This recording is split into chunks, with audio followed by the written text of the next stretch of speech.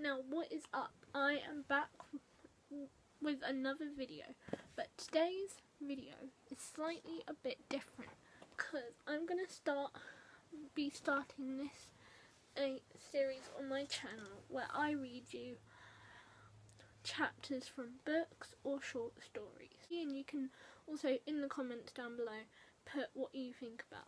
So today I'm going to read you 3 short stories from a birthday present that I got from my auntie and uncle, and I'm gonna read you. This book is called Good Night Stories for Rebel Girls, and it's got some great reviews. I'm gonna read you one from Jerry Stengel, Forbes.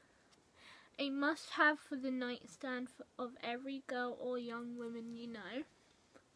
One from Harriet Hall. The feminist bedtime story book you'll wish you had growing up. Another one, Taylor Pittman, The Huffington Post. These bedtime stories trade princesses for a woman who changed the world. The Anti-Princess Picture Book You and Little Girls Need, from Caitlin White Bustle. The best bedtime book you'll ever read, by Caroline Segrist. Cool Mum Picks. Cool Mum Picks. Anyway, yeah, so those are great reviews, and I think it's great if you're like little girl and like it takes you back for like father call you their little princess and that, like I don't want to be known as a little princess. I think Disney, going a little bit of tangent here, but Disney, all their like Disney princess films are like men come and save them, and that's how society was meant to be and that. But I think the one that's not Disney, Merida, which is a Disney Pixar film and not a Disney princess film, even though Merida is a princess, she actually I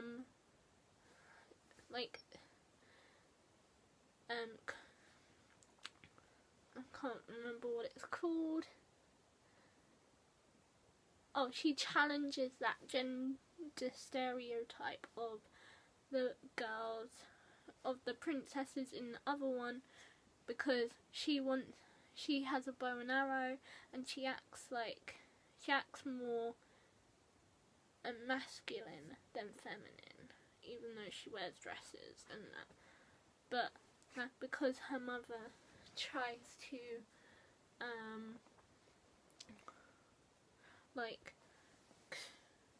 control her life and anyway, but what I think is that society is a little bit different because girls can work, and I just want to thank the suffragettes. No, that sounds cringy. But anyway, I just want to say to you guys that if you are a girl and that I think that you should be a feminist, because feminists fought for your rights and fought for the right to vote. So if you're in, I don't know a lot about any other countries, but in the UK you're allowed to vote at the age of 18, and that. But anyway, I'm gonna just dive right into the stories.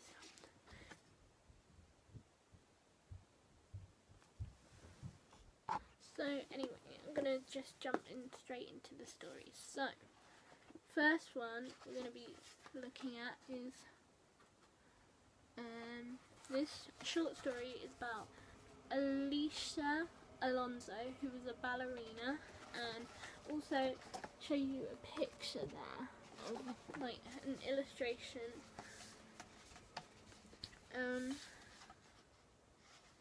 So I'm going to read you three or maybe four short stories.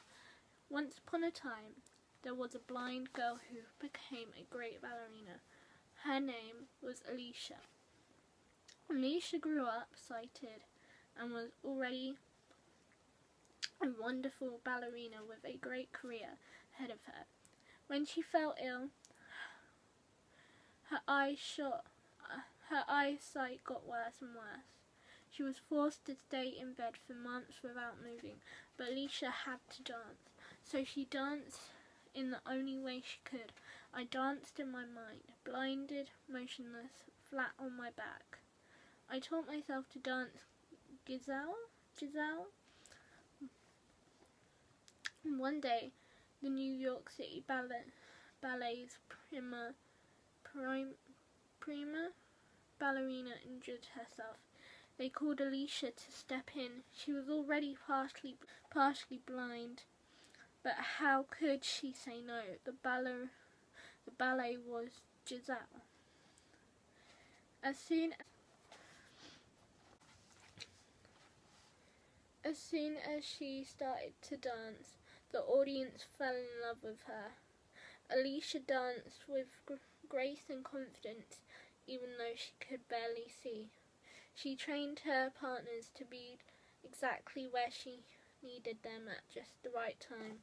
Her style was so unique that she was asked to dance with her ballet company all over the world, but her dream was to bring classical ballet to Cuba, her home country.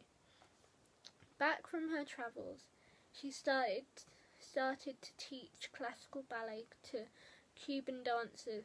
She founded the Alicia Alonso Ballet Company, which later became the Ballet Nacional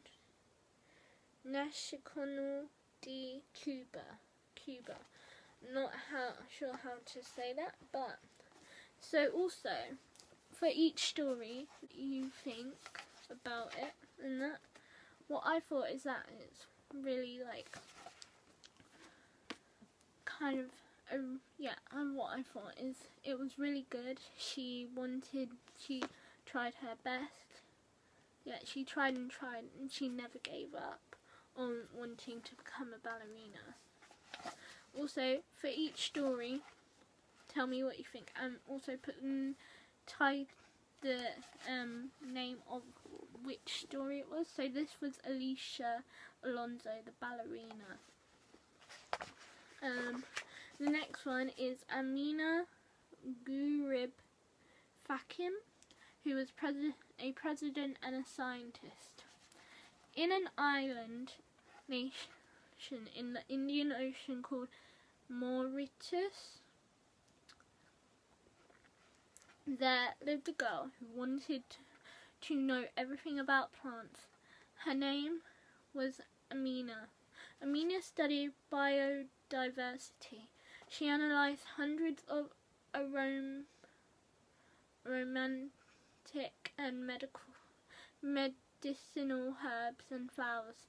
She studied their properties and travelled to rural villages to learn from traditional healers how they used the plants in their rituals.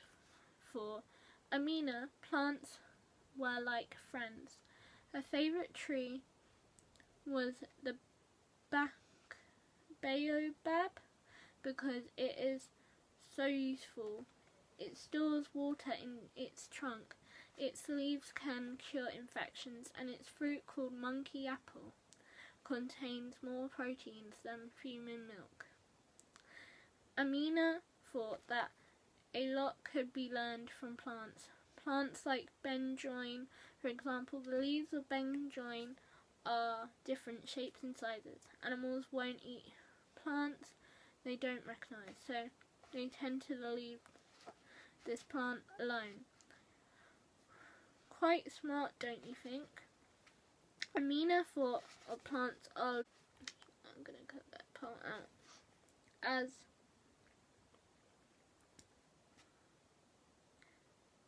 where was I? I've forgotten. Oh, as living biological labs full of vital information for humans and every other species. Every time a forest is cut down, we lose an entire laboratory.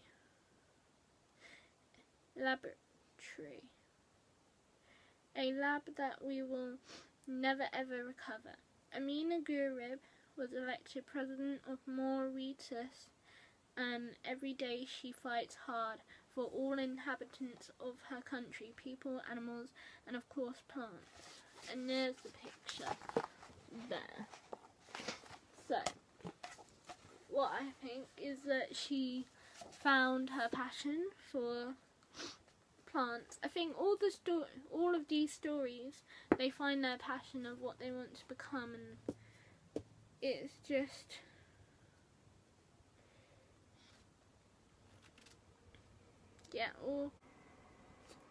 all the stories, they find their passion of what they want to become, and that. So I think that's really inspiring. Okay, also comment down below what you think. So Amina Gurib Fakim, president and scientist. Right, now the next one is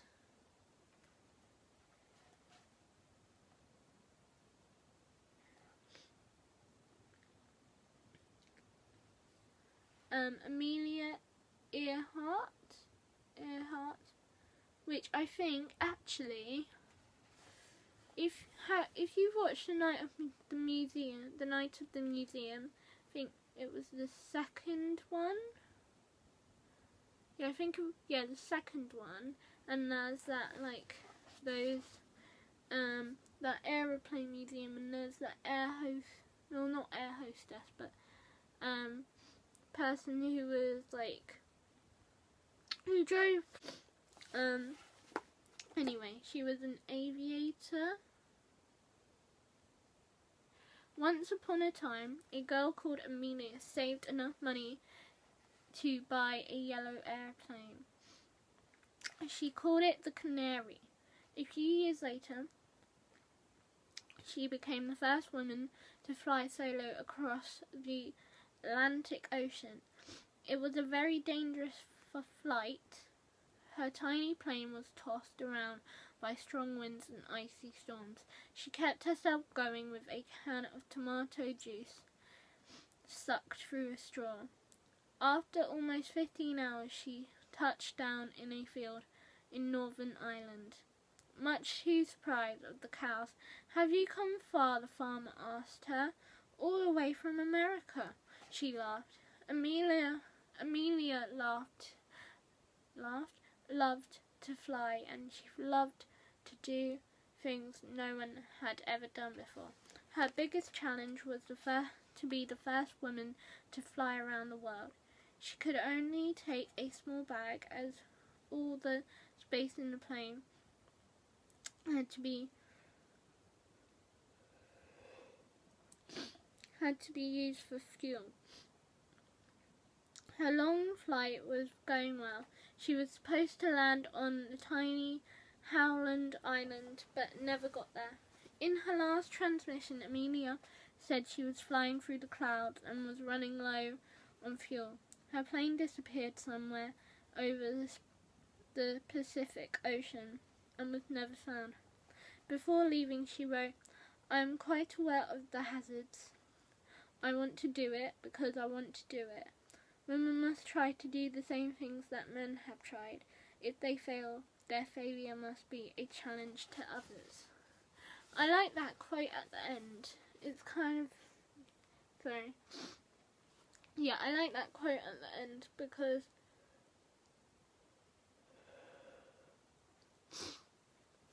it's saying that, women should try and do what men should, and this book is very,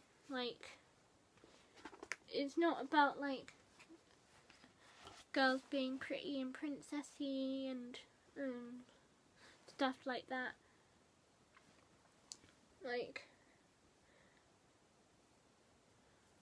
it's mainly to do with the fact that, yeah, I like it because it's a really good story. Now I am gonna stop there because we're gonna run.